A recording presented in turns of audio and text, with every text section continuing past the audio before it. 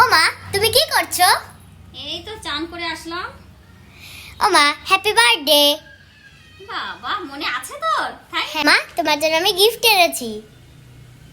হ্যাঁ, আবার গিফট দেখি তো। বাবা, happy birthday mom, love you mom. দেখো আমার মেয়ে আমার জন্য গিফট নিয়ে এসেছে। এবার কি এনেছে সেটা দেখা যাক। So excited. ক্লিপ। তো আমার খুশিতে দেখো চোখ দিয়ে জল চলে এসছে। আমি কিছু বলতে পারছি না, কতটা এক্সাইটেড। কিন্তু পাখি, তুই পয়সা কোথায় পেলি গিফটটা কেনার জন্য? তুমি আমাকে খাবার কেনার জন্য যে টাকা দিয়েছিলে সেই টাকা দিয়েই তোমাকে আমি গিফট কিনে দিয়েছি। এদিকে আয়।